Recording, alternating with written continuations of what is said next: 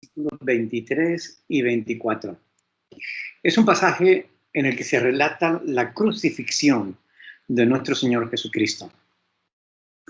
Cuando dice ahí la palabra del Señor en Juan 19, del 23 al 24, que cuando los soldados hubieron crucificado a Jesús, tomaron sus vestidos e hicieron 4 partes, una para cada soldado. Y tomaron también su túnica, la cual era sin costura, de un solo tejido de arriba a abajo. Y entonces dijeron entre sí, no la partamos, sino echemos suerte sobre ella, a ver de quién será. Y esto fue para que se cumpliese la escritura, que dice, repartieron entre sí mis vestidos y sobre mi ropa echaron suertes, y así lo hicieron justamente los soldados. Estos romanos que habían crucificado al Señor Jesús siguieron con sus vidas como si realmente no hubieran hecho absolutamente nada. Cristo estaba crucificado y ellos se pusieron a jugar a los dados. Siguieron con sus vidas. Se estaban echando a suerte las pocas pertenencias, las pocas posesiones de Jesús, sus vestidos. Eso era todo cuanto él tenía a la hora de su muerte. Unos pocos vestidos. Y aún eso le quitaron. Creo que es bastante diferente a algunos predicadores de hoy que dicen predicar en el nombre de Jesús, pero que realmente no siguen el ejemplo de Jesús. Jesús dijo en cierta ocasión que no tenía donde recostar su cabeza. Aquellos romanos estuvieron tan cerca del maestro y a la vez estuvieron tan lejos. Yo no sé si ustedes recuerdan aquellos malhechores que fueron crucificados junto al Señor Jesús, uno a su derecha y otro a la izquierda. 2 personas en el mismo sitio, a la misma hora, en las mismas circunstancias, supuestamente con el mismo destino ya marcado de antemano. Sin embargo, no fue así. Ese mismo día, uno de aquellos malhechores acabó en el infierno, donde pagaría por todos sus pecados con un tormento eterno. Estaría lamentándose toda la eternidad. Mientras que el otro, habiendo sido igual de pecador, acabaría siendo llevado por los ángeles al paraíso. Ese mismo día, donde desde entonces viviría rodeado de ángeles y de santos. Ahora, eso es para que pensemos qué fue lo que marcó la diferencia. ¿Por qué uno, siendo malhechor igual que el otro, fue al infierno y el otro al cielo? ¿Qué fue lo que marcó la diferencia entre uno y otro? Porque hay personas que viven en la misma ciudad, al mismo tiempo, con las mismas circunstancias, y unos son felices y otros viven amargados. Bueno, la respuesta es muy sencilla. En realidad es muy sencilla. Depende de nuestra actitud. Nuestra actitud ante las circunstancias, pero sobre todo nuestra actitud delante de Dios. ¿Qué nos enseña ese pasaje? Nos enseña que mientras que estamos vivos todavía podemos decidir. Uno de los malhechores, estando ya al borde de la muerte, se volvió al Señor Jesús y le dijo, acuérdate de mí cuando vengas en tu reino. Mientras que el otro todavía seguía burlándose. Ese cambio de actitud entre uno y otro marcó la diferencia en que uno siguiera su camino al infierno y el otro diera media vuelta y llegara al cielo. La actitud que mantenemos de cara a Cristo marca la diferencia. Mire, yo quiero serles sinceros a todos ustedes. Cuando Los viernes mantenemos esta videoconferencia y yo les hablo de estas cosas. Les hablo de la palabra de Dios. Yo veo caras verdaderamente atentas. Veo personas que de verdad tienen hambre y sed de Dios. Veo rostros que están interesados en conocer la verdad. Dios mira eso también, porque Dios lo ve todo. Algunos escuchan con interés, pero la realidad es que otros no. Y yo me doy cuenta, y si yo que soy mortal me doy cuenta, Dios también. Y es a esas personas que cuando se predica la palabra de Dios están mirando la musaraña. Es a vosotros que no tomáis en serio estas cosas. A los que quiero decirles, no tienen por qué dejarse arrastrar por las circunstancias. No tienen por qué seguir siendo necios. En cualquier momento, ustedes pueden decidir dar un giro a vuestro final. Yo estoy seguro de que muchos les han profetizado, les han dicho, les han anunciado. Tú vas a acabar mal porque no sé qué, porque tu vida, porque tus decisiones. Pero no tiene por qué ser así. Ahí donde estás ahora mismo, yo les quiero pedir una cosa. Miren al que tienen al lado. Miren a la izquierda y a la derecha. Miren a uno y a otro. Las caras que tienen a vuestro alrededor. Y déjenme decirles esto. ¿Saben ustedes que algunos de los que tenéis cerca van a ir al cielo? ¿Saben ustedes que otros de los que también tenéis cerca van a ir al infierno? Es decir, unos serán salvos y otros serán condenados. Y yo sé quiénes van a ser condenados. ¿Quieren saberlo? Van a ser condenados aquellos que no creen, aquellos que rechazan a Dios, aquellos que rechazan su palabra, van a ser condenados. Aquellos que han decidido que no tienen por qué creer en Dios, aquellos que prefieren creer en sí mismos. Ahora, a esos que creen en sí mismos, déjenme hacerle dos preguntas, muy sencillas. Este sermón es muy corto, es muy breve, pero va al grano, va al meollo de la cuestión. Déjenme hacerle dos preguntas, especialmente a aquellos que creen en sí mismos, que dicen yo no necesito a Dios.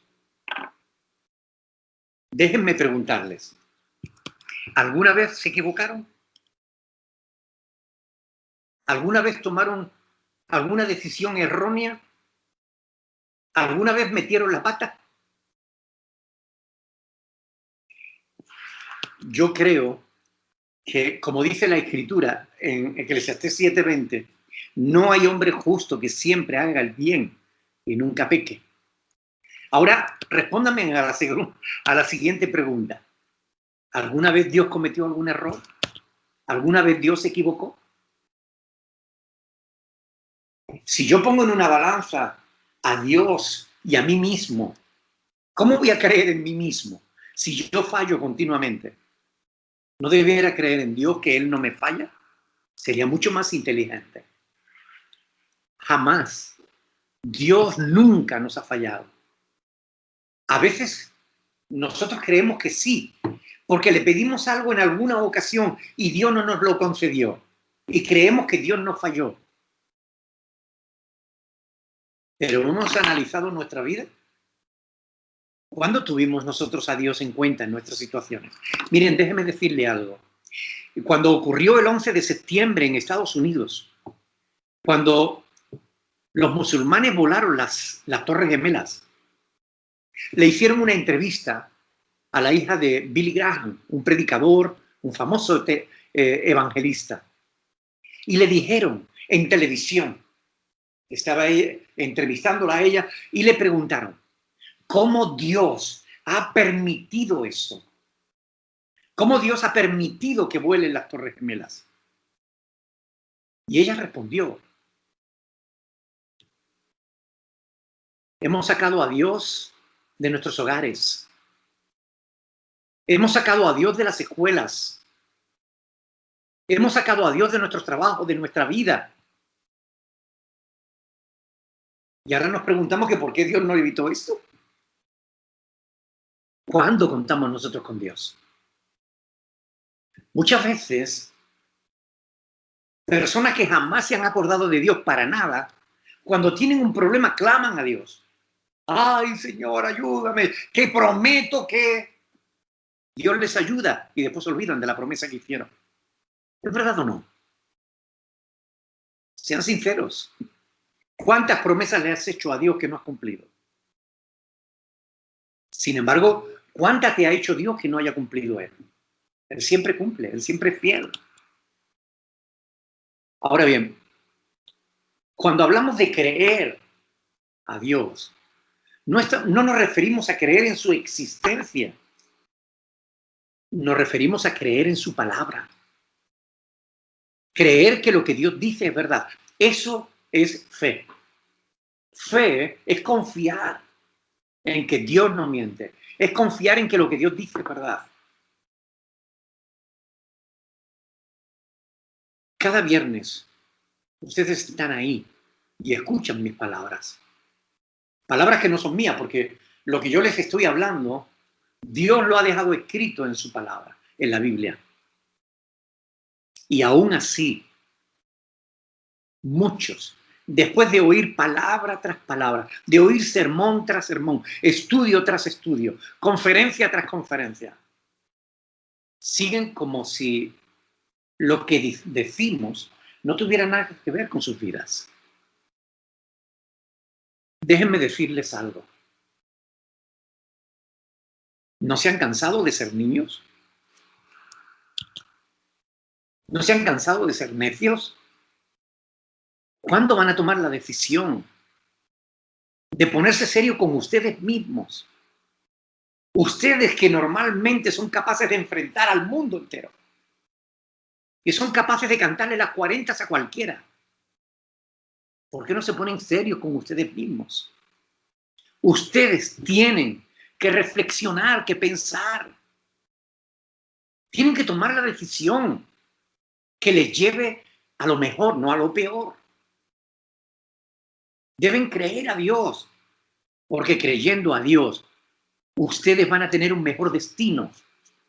Esa es la verdad.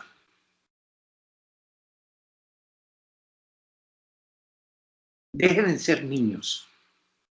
El apóstol Pablo dice en la epístola a los Corintios, cuando yo era niño pensaba como niño, actuaba como niño, pero cuando fui hombre dejé lo que era de niño. ¿No ha llegado ya el tiempo de pararse? ¿No ha llegado el tiempo de reflexionar, de meditar, de pensar que siempre le estamos echando la culpa de nuestros problemas a los demás? Es que mi padre me hizo, es que mi vecino, es que mi mamá, es que mi mujer, es que mi jefe. Todos tienen la culpa menos tú. ¿Cuándo vas a ser un hombre? ¿Cuándo vas a asumir la responsabilidad de tus actos? ¿Cuándo vas a dejar de comportarte como un niño? Y decir, sí, yo me he equivocado. He tomado decisiones incorrectas. He hecho lo malo delante de Dios. Y he hecho lo malo delante de mi familia. Pero me comprometo a partir de ahora a hacer lo correcto. ¿Saben qué? Para hacer eso hace falta ser hombre. Muy hombre. Porque dejarse arrastrar por los deseos de la carne, por la soberbia, la vanagloria, dejarse arrastrar por la furia, la ira, la codicia, todo eso es sencillo. Eso lo hace cualquiera. Pero dominarse a uno mismo, controlarse, hacer lo correcto, eso no es tan fácil. Hay personas que te dicen, si eres hombre, haz esto, y te invitan a hacer algo malo. Yo siempre digo, no, porque soy hombre, no voy a hacer eso. Yo no tengo nada que demostrar. Yo hago lo que sé que es lo mejor. Lo que sé que me conviene a mí, a mi familia. Yo hago lo correcto. Y es más difícil hacer lo correcto que lo incorrecto. Dejarse arrastrar por el mal, eso lo hace cualquiera. Déjenme decirles algo. Deben actuar con responsabilidad. Deben tomar decisiones en la dirección apropiada. Si quieres condenarte, no tienes nada que hacer. Déjate arrastrar por este mundo de pecado.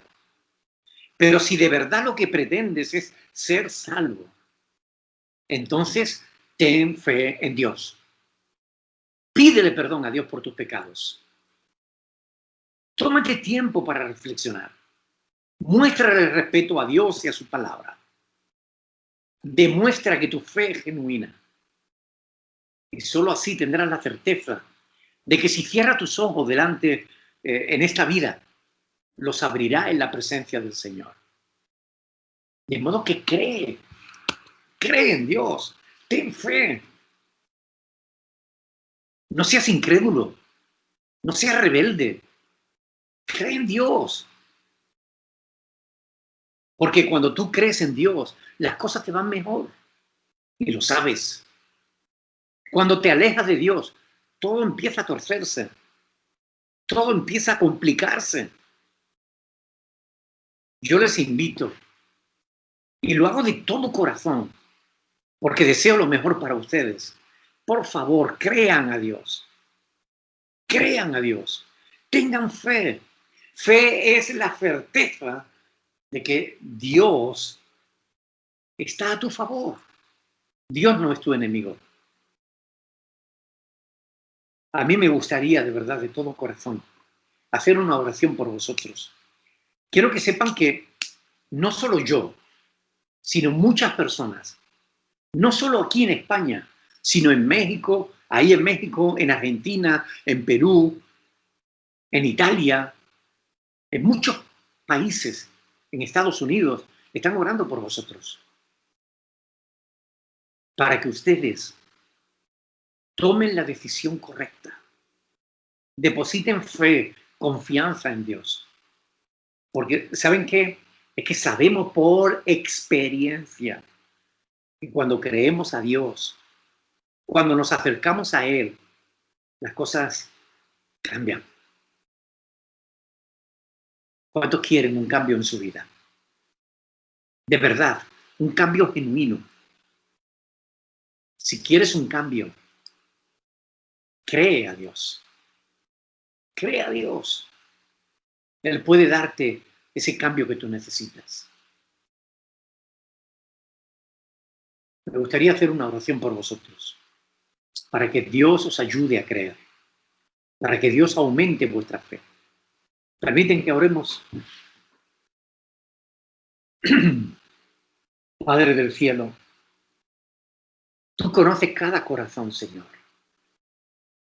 No hay nada que a ti te resulte oculto. Tú conoces los entresijos de nuestra alma. Tú sabes nuestros pensamientos y nuestros sentimientos. Sabes todas las cosas. Por eso, Señor, yo quiero rogarte en el nombre de Jesucristo, mi Dios. Ten misericordia de todos y cada una de las personas que están ahí, Señor, en este momento. De todas y cada una de las personas que están oyendo esta oración. Por favor, Señor, ten misericordia. Perdona sus pecados. Concédeles el creer en tu palabra, Señor. Y cada uno de ellos tome la decisión correcta. Que depositen fe y confianza en ti, Dios. Y que inmediatamente tú empieces a trabajar, Señor. Envía a tus ángeles, que son poderosos en fuerza. Envía a tus ángeles para que trabajen en sus vidas, en la vida de su familia, en el entorno de cada uno de ellos. Cambia las circunstancias. Fortalece a aquellos, Señor, que te aman, que desean seguirte. Fortalécelos, ayúdalos. Por favor, Señor, en el nombre de Jesús, yo te ruego que tú sigas obrando en el corazón de todos y cada uno de ellos, para la gloria de tu bendito nombre. En el nombre de Jesús. Amén. Y amén. Saben, creer es confiar. Tener fe es estar seguro de algo. Todos tenemos fe y depositamos esa fe en diferentes personas y cosas. Pero yo les invito a que depositen vuestra fe en Dios y en su palabra, porque esa es la fe que salva, la fe que transforma vidas, la fe que cambia las cosas. Ánimo, Dios les bendiga. Y si tienen alguna pregunta, me gustaría poder ayudarles a conocer la respuesta conforme a la palabra de Dios. Buenas tardes, pastor. Voy a proseguir con las preguntas de mis compañeros. Muy bien. ¿Cómo puedo reforzar mi fe? ¿Cómo puedo reforzar mi fe? ¿Cómo puedo? Reforzar mi fe. La Biblia dice en Romanos 10:17 que la fe viene por el oír y el oír de la palabra de Dios. Cuanto más palabra de Dios oímos o leemos y estudiamos, tanto más se refuerza nuestra fe, tanto más aumenta, tanto más crece nuestra fe. También nuestra fe puede crecer por medio de la oración. Hubo un momento en el que los discípulos del Señor le dijeron, Señor, aumentanos la fe.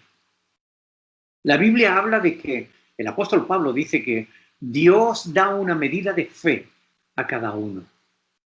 A uno le da una fe determinada, a otros más, a cada uno le da una fe determinada, conforme a lo que puede creer, a lo que puede manejar. Pero podemos pedirle, Señor, aumenta nuestra fe. Ayúdame a creerte por encima de las circunstancias, por encima de las situaciones. ¿Saben qué? La fe se prueba en las dificultades. Es cuando tenemos problemas, cuando tenemos dificultades, que ahí nuestra fe se fortalece. Si la mantenemos, o se pierde y debilita si perdemos la fe en medio de la circunstancia.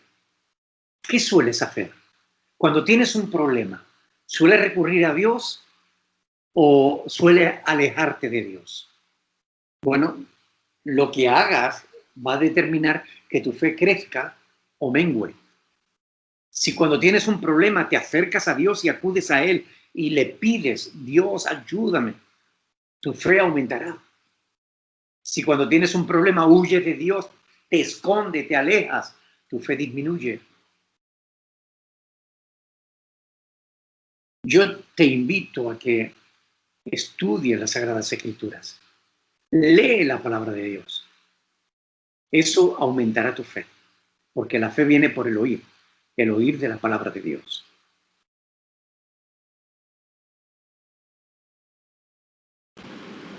La siguiente dice, ¿qué pasa si yo tengo fe en que Dios me va a ayudar, pero yo sigo siendo el mismo? Bueno, lo que pasa es que realmente no hay una actitud de cambio en tu vida. La palabra de Dios dice en Romanos capítulo 12, no os conforméis a este siglo. Es decir, no seáis como la gente del mundo, como la gente que veis a vuestro alrededor, sino transformaos por medio de la renovación de vuestro entendimiento, para que comprobéis cuál sea la buena voluntad de Dios, agradable y perfecta. Si no te esfuerzas, no vas a conseguir nada. La fe, hay una fe que es real, auténtica, y hay una fe que es falsa. Es como el dinero, ¿verdad? Todos sabemos que hay dinero auténtico y hay dinero falso. Con el falso no puedes comprar nada porque la mayoría de la gente descubre que es falso. Pero con el auténtico Sí puedes comprar lo que quieras. La fe es igual. Hay una fe auténtica que hará que tú en cualquier circunstancia, pase lo que pase a tu alrededor, aunque el mundo se hunda a tu alrededor, tú estarás confiado. Como dice la Escritura, caerán a tu lado 1000, 10.000 a tu diestra, mas a ti no llegará. El que confía en el Señor es firme. Pero si no te esfuerzas, si no confías, si dudas, si no haces nada por aumentar tu fe se debilita y con el tiempo, al menor problema, te vienes abajo, pierdes la fe, criticas a Dios, te quejas, acusas a otros de tus problemas y eso no te ayuda. Por tanto, si quieres fortalecer tu fe, acércate cada día más a Dios. Y lo que Dios te vaya mostrando por su palabra, créelo y tenlo en cuenta en tu vida. Si Dios te dice que tienes que pedir perdón a alguien, hazlo. Porque eso será como una liberación en tu vida. A veces hay personas, yo he conocido personas que viven amargadas porque le hicieron algo a alguien y se han arrepentido, pero no se lo han dicho a la persona. Y arrastran ese malestar toda su vida. Cuando son capaces de humillarse, de dar la cara, de decir, perdóname, lo siento, me equivoqué, metí la pata, te hice daño, lo siento. Voy a procurar no volver a hacerlo. ¿Saben? Eso es como romper las cadenas. Puedes respirar hondo, puedes sentirte libre. Cuando hacemos lo que Dios nos dice, cuando no hacemos lo que Dios nos dice, cada vez estamos más angustiados, más oprimidos, somos más esclavos y menos libres. Crean a Dios, fortalezcan su fe, pero llévenla a la práctica, porque la fe que no se vive es una fe falsa, mientras que la fe que se pone en práctica es la fe auténtica.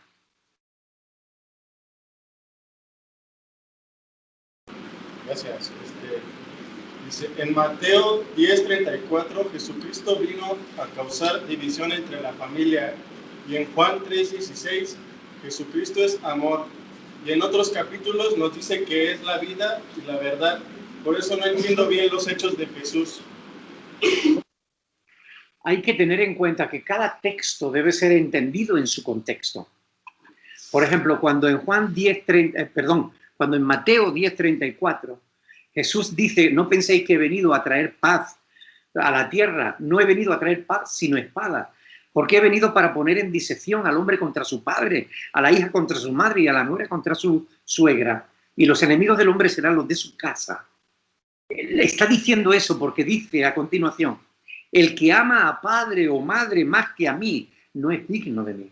El que ama a hijo o hija más que a mí, no es digno de mí. El que no toma su cruz y sigue en pos de mí, no es digno de mí. Es decir, lo que Cristo viene a decir con eso, a decir que no ha venido a traer paz sino espada, es que por causa de la fe, a veces, algunos pierden su relación con la familia.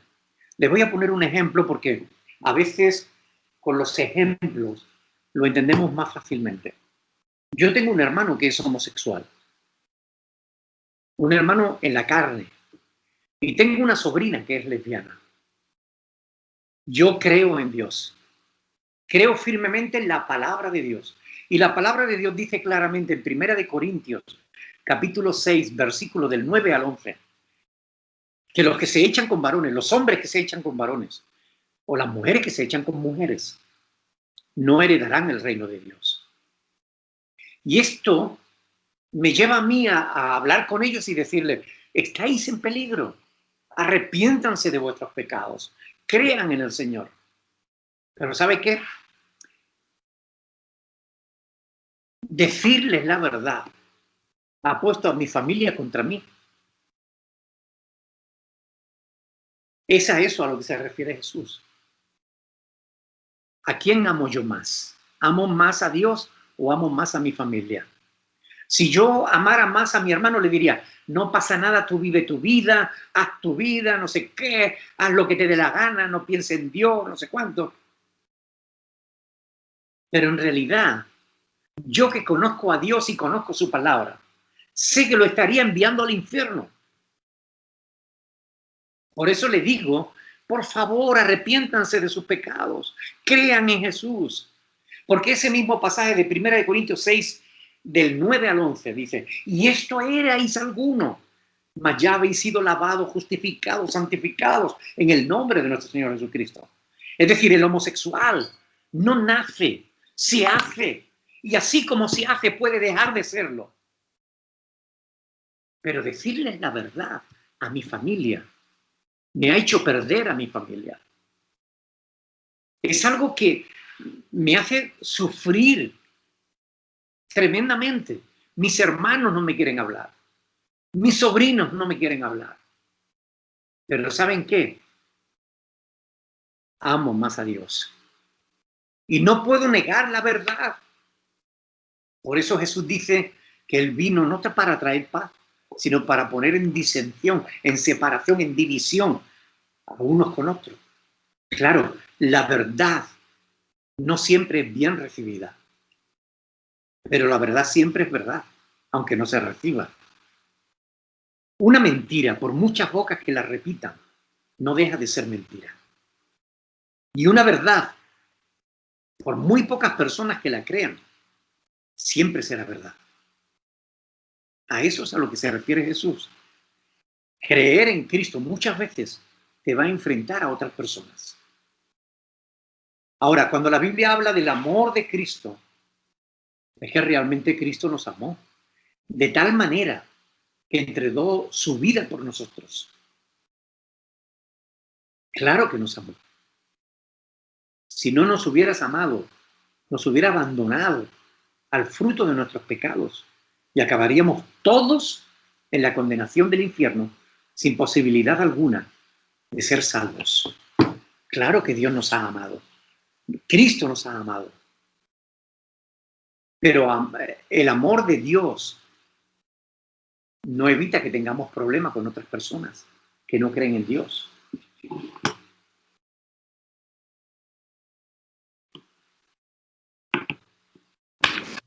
Gracias. Lo siguiente dice, ¿cómo se fortalece la humildad de Dios? ¿Cómo se fortalece La humildad de Dios. la humildad? La humildad. Humildad. Entiendo bien la palabra. Humildad dice. Sí. O la humildad.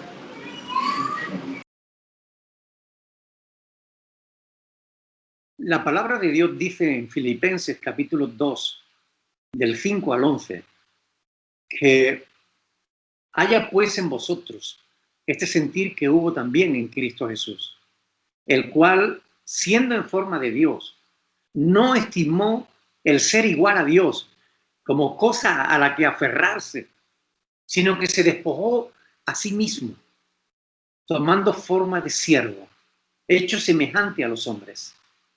Y estando en la condición de hombre, se humilló a sí mismo, haciéndose obediente hasta la muerte y muerte de cruz. Por lo cual Dios le exaltó hasta lo sumo y le dio un nombre que es sobre todo nombre, para que en el nombre de Jesús se doble toda rodilla de los que están arriba en el cielo y en la tierra y debajo de la tierra. Y toda lengua confiese que Jesucristo es el Señor, para la gloria de Dios Padre. Ahí se nos habla de la humildad de Cristo, quien siendo Dios no se aferró a su divinidad, sino que vino aquí, se humilló y se hizo igual a nosotros, para que, estando en la condición de hombre, Él pudiera ocupar nuestro lugar en la cruz del Calvario. Ese ejemplo de humildad lo vemos en diferentes pasajes de las Escrituras. En un momento determinado, poco antes de la última cena, Jesús tomó una toalla, se la ciñó a la cintura y lavó los pies de sus discípulos. Ese gesto que solo lo hacían los esclavos. Cuando tú llegabas a una casa en el siglo I en Jerusalén o en el pueblo judío, el dueño de la casa llamaba al esclavo y venía con una palangana y una toalla y te lavaba los pies, porque en aquel entonces usaban sandalias y los caminos eran polvorientos. Y era una manera de mostrar humildad, de mostrar respeto por el caminante. Cuando Jesús toma la toalla y el barreño y le lava los pies a sus discípulos, nos estaba dando una lección de humildad. La palabra de Dios nos dice en Efesios capítulo 4 que debemos actuar con humildad y mansedumbre, soportándonos los unos a los otros en amor. La humildad y la mansedumbre son dos virtudes sin las cuales no puede haber buena relación.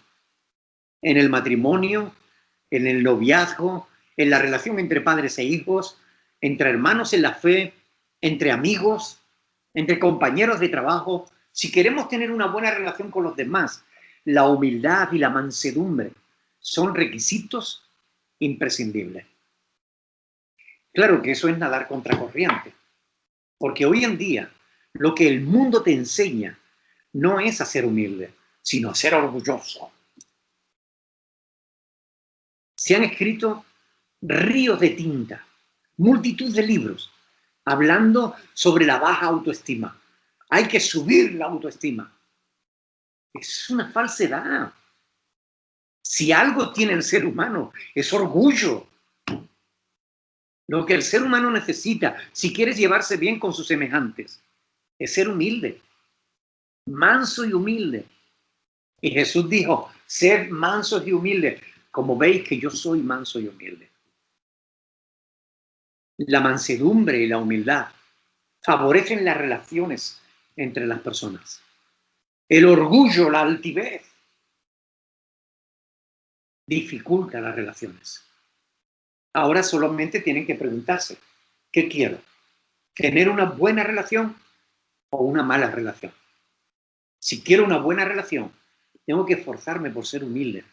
El apóstol Pablo dice, ninguno tenga más alto concepto de sí mismo que el que deba tener, sino que piense de sí con cordura, conforme a la medida de fe que Dios repartió a cada uno, estimando a los demás como superiores a él mismo.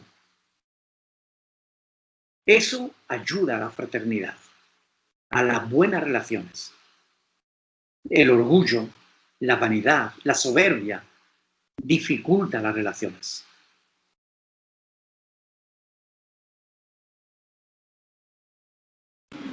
La siguiente dice, si hice un pacto de sangre con una entidad maligna, ¿ya no tengo salvación?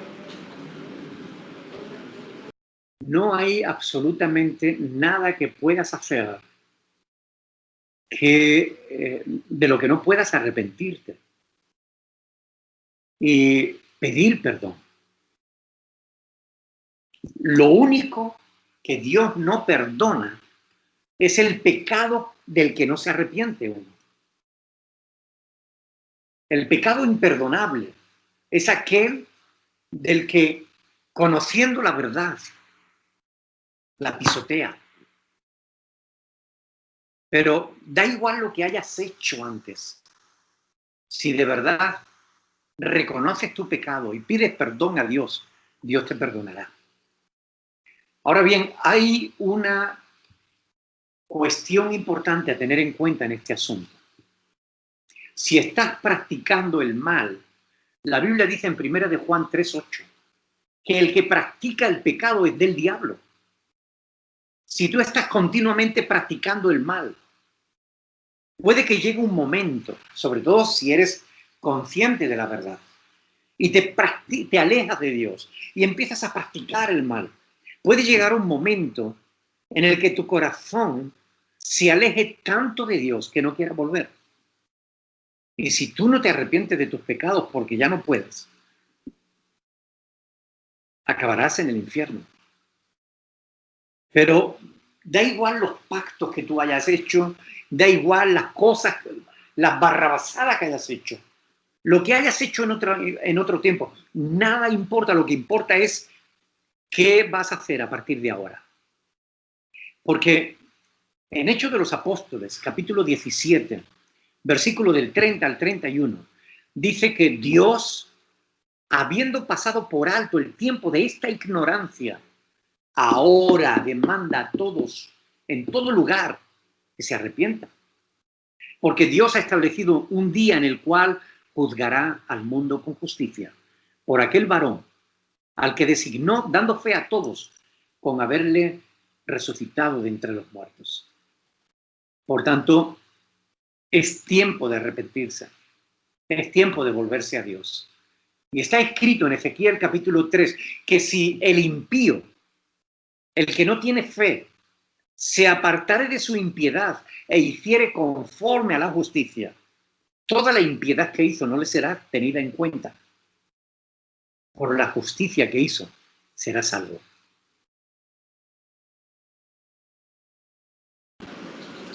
¿Podría explicar 1 Corintios capítulo 13 del versículo 3 al 8? 1 Corintios capítulo 13, versículos del 3 al 8. Del 3 al 8. Sí. Si repartiese todos mis bienes para dar de comer a los pobres, y si entregase mi cuerpo para ser quemado, y no tengo amor, de nada me sirve. El amor es sufrido, es benigno. El amor no tiene envidia. El amor no es jactancioso, no se envanece. No hace nada indebido. El amor no busca lo suyo. No se irrita. No guarda rencor. No se goza de la injusticia, mas se goza de toda la verdad. Todo lo sufre, todo lo cree, todo lo espera, todo lo soporta.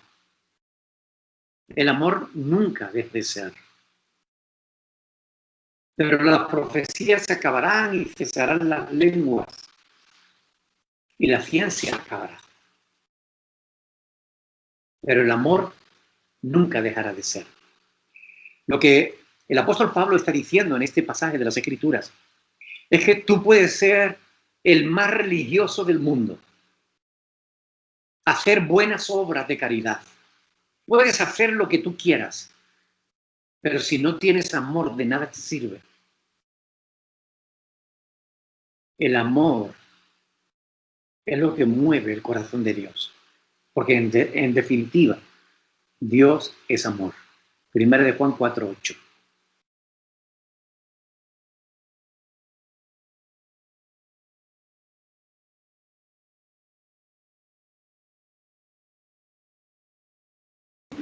Gracias. Otra pregunta dice, yo tengo la plena confianza que Dios me puede renovar. ¿Por qué mi carne tiene miedo al cambio? Porque a la carne le gusta el pecado, le gusta la maldad, le gusta el mundo, los placeres temporales de la vida. Y a la carne le cuesta trabajo rendirse a Dios. En ocasiones, cuando he estado predicando el Evangelio, algún joven me ha dicho, no, yo voy a disfrutar de la vida y cuando sea viejo, tal vez le entregue mi vida a Cristo. ¿Sabes? Yo siempre le respondo a ese tipo de personas, mira, jamás vas a poder disfrutar tu vida, realmente disfrutarla, hasta el día en que tengas a Cristo en tu corazón.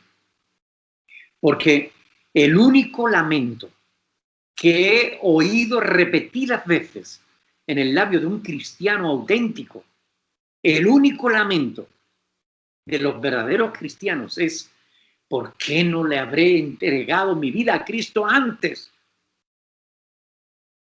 Es el único lamento de los verdaderos cristianos. Porque cuando le entregamos nuestra vida a Cristo y el Espíritu de Dios viene a nuestro corazón, nacemos de nuevo. Nuestra vida comienza de una manera distinta. Empezamos una nueva historia.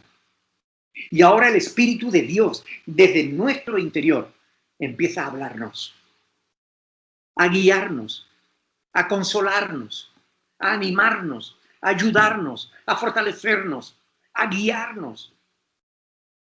La palabra de Dios dice en Romanos 8:14 que estos son los hijos de Dios, los que son guiados por el Espíritu de Dios.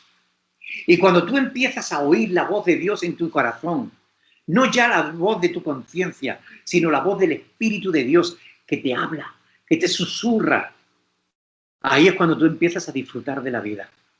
Es posible que no tengas ni para comer, pero aún hasta el aire que respires te va a saber diferente. No hay verdadera vida. Nadie disfruta de la vida si no es con Dios. Pero la carne, que es débil, la carne que le gusta los placeres temporales de la vida, te quiere alejar de Dios, porque sabe que Dios te va a disciplinar en ciertas áreas. Pero mira, hablemos de lo que hablemos, de trabajo, de familia, de sexo, de placeres, de lo que sea. No vas a disfrutar más de ninguna de esas cosas estando lejos de Dios que estando cerca. No. Cuanto más cerca estás de Dios, más disfrutas de todas esas cosas. En cierta ocasión, yo estaba trabajando como responsable, como jefe de mantenimiento en un hotel aquí en Canarias. Y los compañeros de trabajo yo estaba arreglando una máquina en el restaurante y los compañeros, los camareros, los barman, estaban hablando entre ellos, hablando de mujeres, metiéndose con las turistas y tal, ¿no? Porque no sé qué, no sé cuánto, y de verdad, de una manera grosera, ¿no? Y me dirigí a uno de ellos y le dije, pero chico, tú no estás casado, tú no tienes mujer. Y él me dijo, sí, pero hay que cambiar de plato de vez en cuando. No, mira, ese no es el problema. El problema es saber cocinar, chico. Aprende a cocinar. Porque cuando sabes cocinar el mismo plato, se sabe de 1000 formas diferentes. O sea, es cuando uno tiene a Dios, no necesita muchas mujeres. Con una tiene suficiente. Es más difícil hacer feliz a una mujer que a muchas. Hace falta más hombría para hacer feliz a una mujer en el tiempo que pasar de una a otra. Eso lo hace cualquiera. No hay disfrute de la vida. Lo que pasa es que la carne se cree que sin el pecado no va a ser feliz. Y no es verdad. Porque hasta en la carne disfrutamos más cuando estamos en el Señor. Sin Dios, la vida no se disfruta.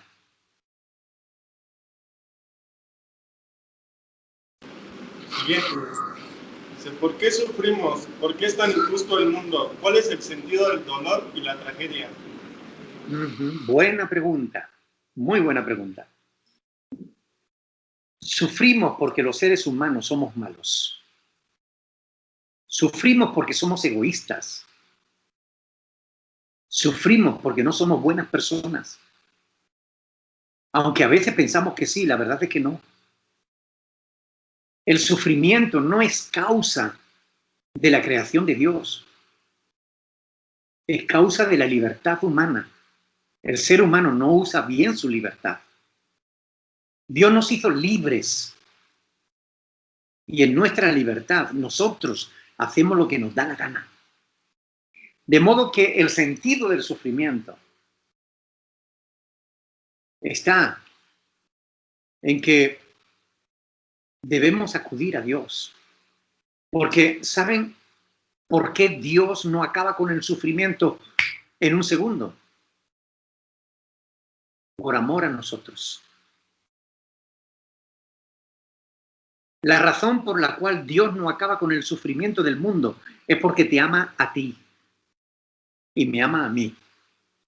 Porque si Dios quisiera acabar con el sufrimiento del mundo, con el mal, lo primero que tendría que hacer es acabar con quienes producen ese sufrimiento, ese mal. Es decir, tendría que acabar con los malos. Y el problema es dónde trazamos la línea. Porque todos somos malos. Todos ofendemos muchas veces. Todos hacemos cosas que no debemos hacer.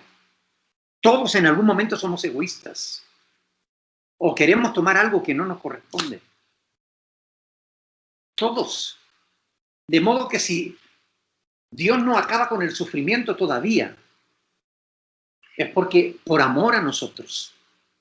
Pero escuchen bien, ¿significa eso que Dios no va a acabar con el sufrimiento? No. Yo le cité hace un rato Hechos de los Apóstoles, capítulo 17, versículo 30, donde dice que Dios ha establecido un día en el cual juzgará al mundo con justicia. Y eso significa que este mundo tiene fecha de caducidad. No sabemos cuándo será, pero este mundo tiene fecha de caducidad. Y cuando llegue el momento, Dios juzgará a cada uno según lo que haya hecho, sea bueno o sea malo. Y entonces será que los malos pagarán por su maldad y los buenos serán recompensados por su bondad. Así que ese es el sentido del sufrimiento. Por eso sufrimos. Y por eso también debemos ser pacientes hasta que llegue el momento en el que Dios ajuste cuenta con todos nosotros. Gracias.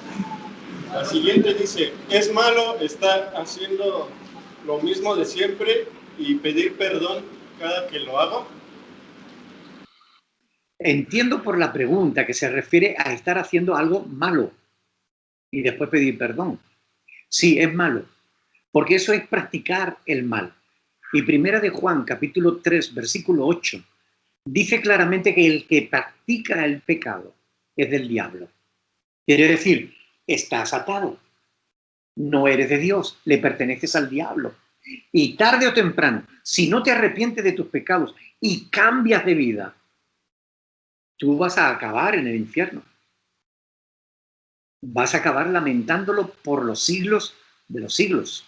Así que si no quieres acabar en el infierno, tienes que orar a Dios, pedirle perdón por tus pecados y pedirle que Él envíe su espíritu a tu vida para que realmente dejes de hacer lo malo y cambies, comiences a hacer lo bueno. Esa es la voluntad de Dios. Deja de hacer lo malo. No tienes que esperar que Dios haga un milagro. Te corresponde a ti hacerlo o dejar de hacerlo.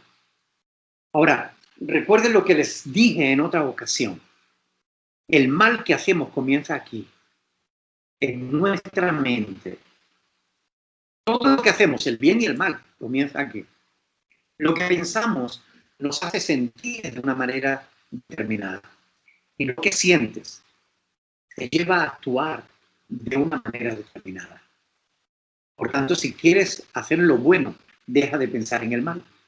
Dice la palabra de Dios, apártate del mal y haz el bien. Pero si no te apartas del mal, no vas a poder hacer el bien. Aquí empieza todo.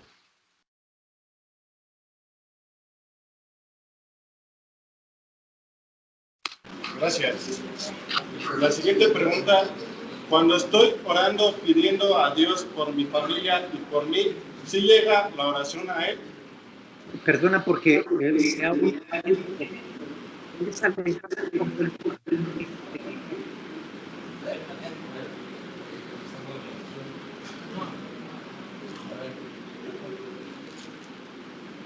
Cuando estoy orando pidiendo a Dios por mi familia y por mí, ¿sí llega la oración a Él? Dios siempre escucha nuestras oraciones, excepto cuando somos soberbios. Por ejemplo, la palabra de Dios muestra a un fariseo que era religioso y se creía que era buena persona. Y él estaba, dice Jesús, que estaba en el templo orando consigo mismo. Es decir, que su oración no llegaba al cielo, porque él decía, Señor, te doy gracias, porque yo no soy como los demás hombres. Yo doy diezmo de todo, y yo ayuno, y yo hago esto y hago aquello. Esa oración, según nuestro Señor Jesucristo, no llegó al cielo. En cambio, había un pobre hombre, un publicano, allí al lado, diciendo, Señor, sé propicio a mi pecador. Y dice el Señor Jesús que aquel hombre que reconoció su pecado fue a casa justificado, mientras que el otro no. Es decir, Dios siempre escucha nuestra oración, a menos que estemos siendo un hipócrita. Pero si somos sinceros, Dios siempre escucha nuestra oración. Siempre. La Biblia dice que los ojos del Señor están sobre los justos y atentos sus oídos al clamor de ellos. El que hizo esta pregunta le quiero recomendar una tarea, que lea el Salmo 34. El que hizo esta pregunta debe leer el Salmo 34. Cuando termine la reunión, busca una Biblia y lee el Salmo 34, porque ahí está escrito. David, el rey David que escribió ese Salmo, dice, este pobre clamó y le oyó el Señor y lo libró de todas sus angustias, porque cercano está el Señor a los quebrantados de corazón. Es un salmo hermoso, por favor, léanlo.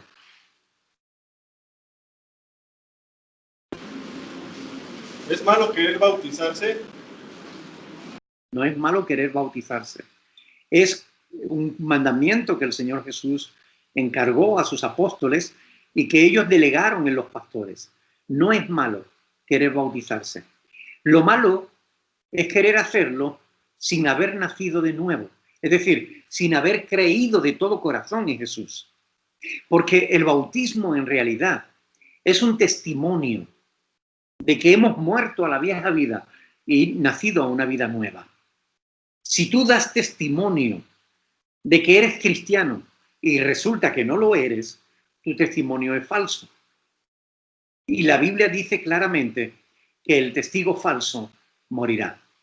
Por tanto, el bautismo es bueno, pero siempre que tú estés dando un testimonio genuino, un testimonio auténtico, siempre que de verdad ames a Dios y desees hacer su voluntad.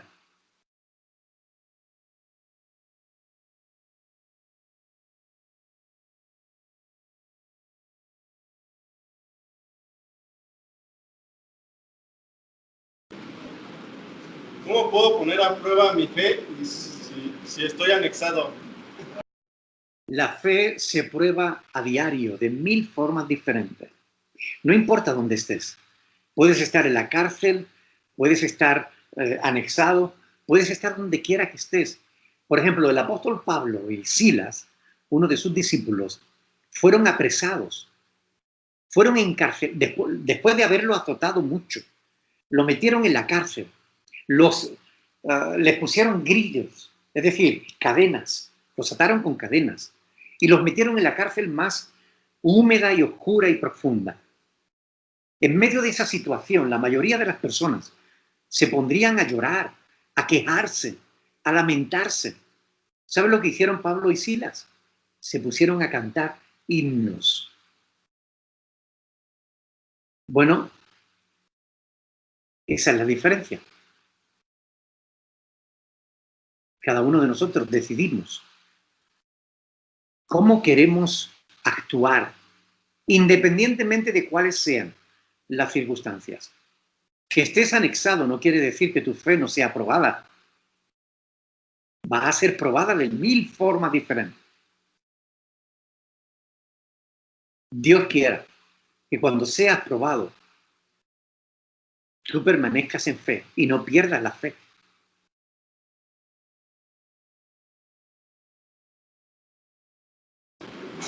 ¿Cómo puedo darme cuenta que Dios está conmigo? Bueno, por fe, justamente por fe.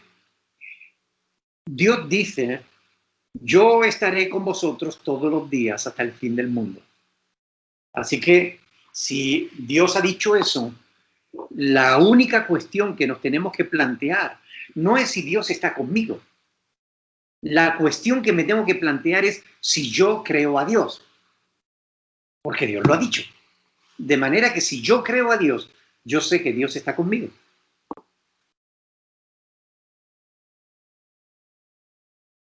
Gracias. La siguiente dice, ¿cómo puedo hacerle si yo tengo fe, pero mis pensamientos están llenos de maldad y de hacer daño a terceras personas sabiendo que estoy con Dios? Muy bien. La mente es como el volante de un vehículo. Tú puedes montar en un vehículo, ponerlo a 180 kilómetros por hora y soltar el volante. No te lo aconsejo, la verdad, porque te darías muchos golpes. En cambio, si tú tomas el volante y puedes guiar el vehículo, entonces evitará darte golpes. La mente es así. La mente no tiene por qué controlarte. Tus pensamientos no tienen por qué decirte cómo te tienes que sentir. Tú puedes controlar tus pensamientos. El apóstol Pablo en Filipenses capítulo 4, versículo 8, dice, pensar en todo lo justo, en todo lo amable, en todo lo de buen nombre, si hay virtud alguna, si algo digno de respeto, en eso pensar. Lo cual quiere decir que cada uno de nosotros podemos pensar en lo que queramos. Por ejemplo, si yo les digo a ustedes ahora, piensen en el día más feliz de su vida. ¿Cuál fue ese día más feliz en el que se sintieron plenamente contentos, felices, dichosos? Ustedes pueden cerrar los ojos y pensar en ese día. Estoy seguro de ello. Del mismo modo, si yo les digo a ustedes, piensen en cuál fue el peor día de su vida. Estoy seguro de que ustedes también pueden hacerlo. Pueden cerrar los ojos o aún sin cerrarlos, ustedes pueden pensar en cuál fue el peor día de su vida, en cómo se sintieron de mal. Y ustedes se dan cuenta de que cuando tú piensas en algo bueno, te sientes bien. Y cuando piensas en algo malo, te sientes mal. Es así de sencillo. Yo no descubro ningún secreto, ustedes lo saben. Lo que tú piensas determina cómo te sientes. Y cómo te sientes determina qué es lo que haces. Por ejemplo, si tú piensas que tu mujer te es infiel, te sientes mal. ¿Qué haces? Te enojas con ella, aunque ella no te esté siendo infiel. Pero como tú piensas que sí, te sientes mal y te enojas con ella, lo cual te aleja, dificulta vuestra relación. Ahora, si tú piensas que tu mujer te es fiel, aunque tú estés ahí, te vas a sentir bien. Y tu relación con ella va a ser una buena relación. Lo que tú piensas determina cómo te sientes y lo que sientes determina qué es lo que haces. Si tú piensas que estar ahí es bueno para ti, te vas a sentir a gusto. Vas a colaborar en tu rehabilitación. Si tú piensas que es una pérdida de tiempo, te vas a sentir mal. Y al final acabarás yéndote de ahí, sin terminar tu rehabilitación. ¿Se dan cuenta? Tú decides lo que quieres pensar, cómo quieres sentirte y qué quieres hacer. Por tanto, controlen vuestros pensamientos y estarán controlando sus vidas. La siguiente dice, la fe puede morir, se puede recuperar dejando todo y ese todo es familia y trabajo para recuperarla. Eh, la fe se puede perder y también se puede recuperar. Pero para recuperar la fe no tienes que dejar familia, trabajo y todo eso. Para recuperar la fe lo que tienes que hacer es creer a Dios. Lo que tienes que hacer es acercarte a Dios. Y miren, ¿sabes qué? En el trabajo tú puedes estar cerca de Dios. En la familia tú puedes estar cerca de Dios. En la calle, donde quiera que estés, tú puedes estar cerca de Dios. O puedes alejarte de Él. Tú decides. Para estar cerca de Dios no te tienes que alejar de los demás. Eso fue lo que creyeron los católicos cuando inventaron el sistema monacal. Dijeron, hagamos un monasterio, encerrémonos ahí para alejarnos del pecado. ¿Saben qué? Dentro de los monasterios también había pecado. Para acercarte a Dios no te tienes que encerrar ni alejar de los demás.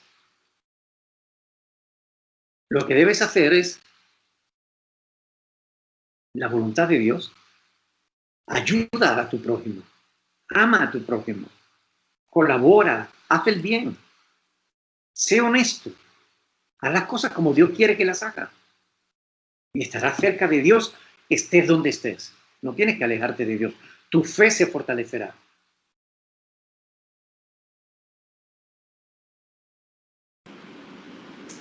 ¿Es verdad que Dios pone a prueba tu fe en varios momentos? Sí, es verdad que Dios a veces prueba nuestra fe. Y a veces es el diablo el que nos tienta. Tentación y prueba no son lo mismo, aunque la palabra que se utiliza en la Biblia es la misma. Pero tentación y pruebas son diferentes, porque la tentación no viene nunca de Dios, viene del diablo. Dios no tienta a nadie, ni Él es tentado por el mal. Pero Dios nos prueba. Ponernos a prueba significa que permite que a veces sucedan ciertas cosas en nuestra vida para ver cómo reaccionamos. Si superas la prueba, bienaventurado eres. Si no superas la prueba, te estancas. Yo os animo, cuando sean puestos a prueba, sigan, permanezcan en la fe de Cristo. Superen las pruebas, superen las dificultades. Y si son tentados por el diablo, resistan la tentación. Porque escrito está, someteos pues a Dios, resistid la tentación al diablo, y él huirá de vosotros.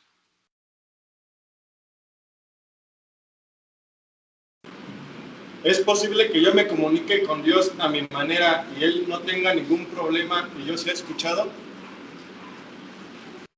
El Señor Jesús nos enseña cuál es la manera correcta de orar a Dios. Por ejemplo, el Señor Jesús nos enseña que a Dios le tenemos que llamar Padre. El Señor Jesús nos enseña que podemos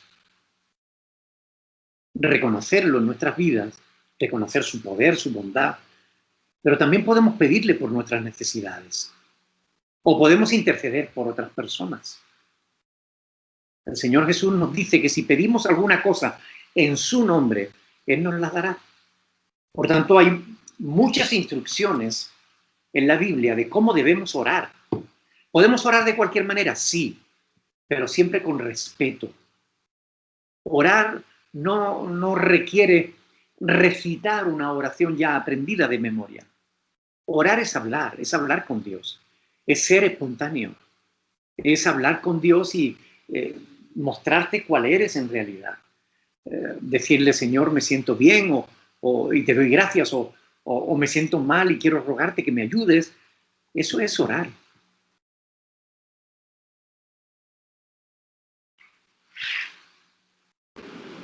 ¿Qué significa Isaías 8:1? Isaías 8:1.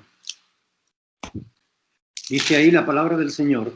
Me dijo Jehová, toma una tabla grande y escribe en ella con caracteres legibles, tocante a Maher Salal Asbaz. Esto es, el despojo se apresura, la presa se precipita. Bueno, en el Antiguo Testamento, antiguamente, Dios hablaba a través de los profetas, y muchas veces para hablar a través de los profetas, Dios lo hacía de este modo. Le decía, coge un ladrillo, córtalo por la mitad, o como aquí, ¿no? Toma una tabla grande, escribe en ella esta frase, ¿no? Y se la mostraba al pueblo, y bueno, esta frase conlleva una advertencia al pueblo, ¿no? El despojo se apresura, la presa se precipita. Es decir, les estaba diciendo que o se arrepentían de su pecado, o Dios iba a permitir que el enemigo de Israel viniera y los destruyera. Bueno, pues así es como Dios hablaba con su pueblo en la antigüedad, ¿no? Hoy nos habla a través de las Sagradas Escrituras.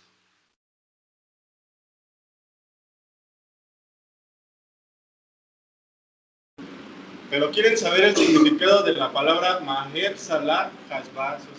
Eso lo que dice, lo que está diciendo es, esto es, el despojo se apresura, la presa se precipita. Eso es lo que significa la palabra Maher Salah Asbad. Maher Salah Asbad, el despojo se apresura, la presa se precipita. Gracias. ¿Hay alguna razón específica por la que los apóstoles se cambian el nombre? ¿Apóstoles? No era una costumbre hebrea. Los hebreos ponían un nombre al nacer a la persona, pero después, dependiendo del carácter, del temperamento, de la forma de ser o de las hazañas, de lo que hacían o no hacían, se les ponía un apodo, un nombre diferente. Por ejemplo, Pedro era un hombre, el apóstol Pedro, era un hombre de carácter firme, recio, fuerte, duro, era un pescador, analfabeto, pero tenía un carácter fuerte, ¿no? Cristo le dijo, tú eres Pedro. Él se llamaba Simón, pero él le dijo, tú te llamarás Pedro. Es decir, Pedro es roca. Es una piedra, perdón. Piedra, piedrita, piedra. Es una forma de cambiar el nombre, ¿no? Por ejemplo, los hijos del trueno, Bernabé, ¿no? Son sobrenombres que se le ponían porque transmitía el carácter de la persona, ¿no? Si era una persona bondadosa o si era una persona de mal carácter o de carácter fuerte. Por eso se usaban los sobrenombres en el pueblo judío, ¿ok? Y hasta el día de hoy se siguen usando. ¿Cuál es el propósito y quiénes son los 140,000 ungidos? 144,000, lo que habla el libro de Apocalipsis, se refiere a 144,000 personas que serán salvas de entre las tribus de Israel durante el periodo de la gran tribulación. Es decir, un periodo de prueba que ha de venir sobre el mundo entero para probar los que moran sobre la tierra. 12,000 de cada tribu. Saben que son 12 tribus de Israel. Pues 12,000 de cada una de esas 12 tribus, que son 144,000, serán salvos durante el periodo de la gran tribulación. Dios escucha mis oraciones a pesar de que algún tiempo anduve en la santería, pero ya me arrepentí por eso. Si la persona se arrepintió de su pecado y acude a Dios, Dios siempre le va a oír. Cuando nos arrepentimos de nuestros pecados, Dios es fiel y es justo para perdonar nuestros pecados y limpiarnos de toda maldad. Eso está escrito en 1 de Juan 1:9. Por tanto, sí, Dios escucha tu oración y Dios siempre escuchará tu oración. Son todas, pastor. Buenas noches, que Dios lo bendiga. Igualmente, muchísimas gracias a vosotros. La última pregunta, pastor. Las que quieras. Fuerte, claro. Buenas noches, que Dios le bendiga. Mire, aquí viene a compartir una hermana la palabra y la otra vez estábamos hablando del alma y el espíritu y ella decía que el alma, bueno, cuando se muere un perrito o las plantas, que ellos se van a ir con nosotros ahora sí que al cielo, ¿no? Yo tenía entendido que una cosa es el alma y otra es el espíritu, ¿no? O sea, un perro no puede tener alma ni más que espíritu, ¿no? O sea, por eso más bien anda. La planta igual, ¿no? Por eso es que se mueve. O sea, es muy diferente. Y a mí me gustaría que se lo explicara aquí a mis compañeros, ¿no? Para que no haya una confusión, porque si no, luego por eso también no queremos saber nada de Dios. Muy bien, muchas gracias. Gracias, que Dios les bendiga. En 1 de Tesalonicenses, capítulo 5, versículo 23, dice, todo vuestro ser, espíritu, alma y cuerpo, sea guardado irreprensible hasta la venida de nuestro Señor Jesucristo. Es decir, el ser humano está compuesto de cuerpo, alma y espíritu. El cuerpo es la parte visible de nosotros. Nosotros nos conocemos físicamente, nos conocemos por nuestro envoltorio, por nuestro cuerpo. El alma es el asentamiento de nuestras emociones, nuestra mente, con la que pensamos, sentimos. Nos sentimos alegres o contentos con el alma. Acumulamos conocimiento con el alma, con nuestra mente, con nuestra voluntad. Tomamos decisiones, nos sentimos bien o mal, somos responsables por nuestra alma. Y el espíritu es la parte del ser humano que le pone en contacto con Dios. Porque Dios es espíritu y nosotros somos espíritu. Por eso podemos mantener relación con Dios, porque Dios es espíritu y nosotros también. Porque fuimos creados a la imagen de Dios, como seres espirituales. De modo que eso es lo que la palabra de Dios enseña. La Biblia no enseña que las plantas tengan alma, ni tampoco enseña que los animales la tengan. Pero sabemos que los animales piensan. Por ejemplo, si tú atiendes bien en sus necesidades a un animal, él te va a seguir, te va a obedecer.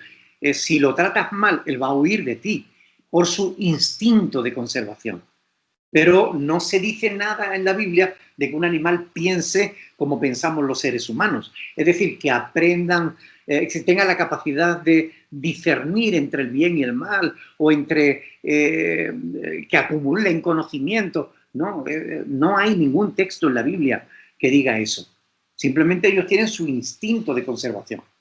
Claro, si tú le tratas bien, él te va a tratar bien. Si le tratas mal, él te va a gruñir. Por tanto, no sé de dónde saca la hermana ese tipo de información, porque en la Biblia, desde luego, no está.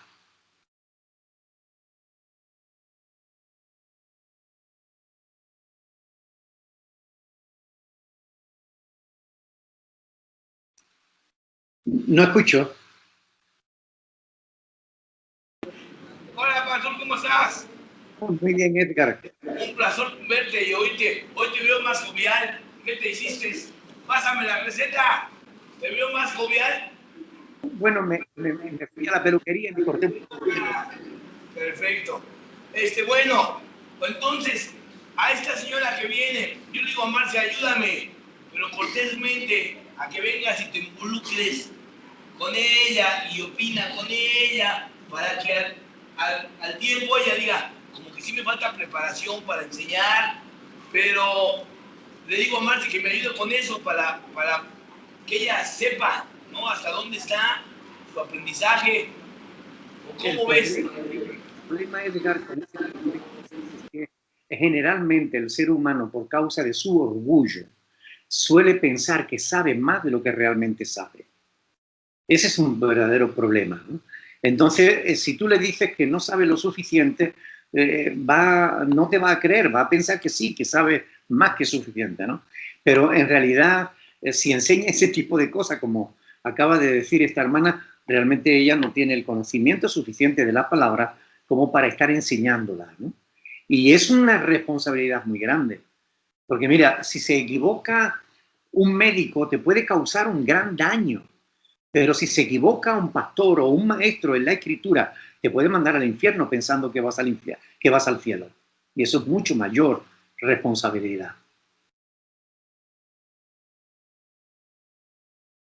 Entonces, ¿qué me recomiendas, pastor? Si no está preparada, no te ríes. Así de sencillo. Una persona no debe estar en un púlpito, es decir, no debe estar enseñando, debe estar aprendiendo. Porque, por ejemplo, si tú tuvieras un tumor, Dios no lo quiera, ¿no? Pero es un ejemplo. Si alguien tiene un tumor cerebral, me imagino que buscaría al mejor neurocirujano a fin de que lo pudiera operar. O quizás tú te pondrías en manos de un estudiante de medicina que ni siquiera ha estudiado, pero que dice que le gusta la medicina. ¿Tú te dejarías operar por una persona así? Evidentemente que no. Y sin embargo, ¿por qué en las cosas de Dios, que son todavía mucho más importantes? Porque mientras la medicina es, hola bonita, mientras la medicina es temporal, las cosas del alma son eternas. ¿Cómo vamos a poner nuestra vida en manos de personas que no están preparadas? Yo tuve que estudiar muchísimo para poder estar predicando y enseñando la palabra de Dios. Yo llevo 40 años estudiando las Sagradas Escrituras y no he cesado un solo día. Yo puedo estar enfermo, puedo estar como sea, pero yo todos los días oro y todos los días escudriño las Escrituras. Claro, si una persona no tiene la suficiente formación, puede desviar de la verdad a las personas. Y eso es una responsabilidad no solo de ellas, sino también tuya, Edgar, porque tú eres el responsable de ellos.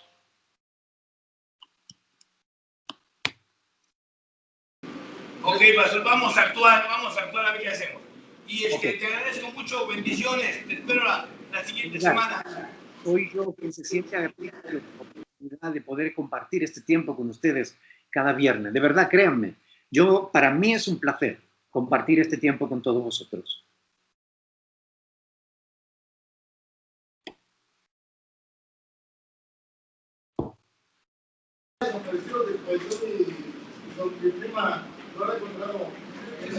Me está diciendo Martín que una noticia familiar, que su tío se desapareció, no lo encuentran.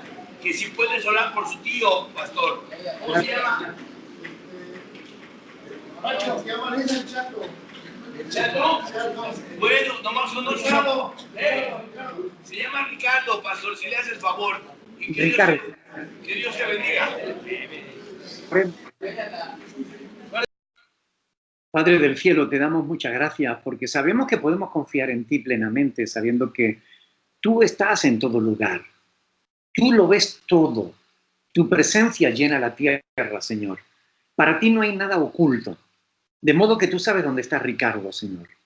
Yo te ruego en el nombre de Jesús que lo cuides, que lo protejas, que lo bendigas, que hagas que él pueda regresar a su casa, a su familia. Guárdalo, protégelo, bendícelo. Yo te ruego en el nombre de Jesús que la familia pueda descansar, Señor. Por favor. Gracias, Padre, por esta oportunidad que me da cada viernes de poder compartir este tiempo con mis hermanos. Yo quiero darte a ti toda la gloria, toda la honra, toda la alabanza, porque eres el único que la merece, Señor. Y te lo pido de verdad, de corazón. Gracias. Bendice a Ricardo, Señor.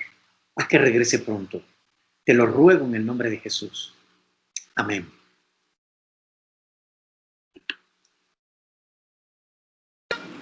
Chavos, pastor. Bendiga a todos. Hasta luego, pastor. Chao, Marcelino. Dios te bendiga. Igualmente, que Dios bendiga. Un abrazo.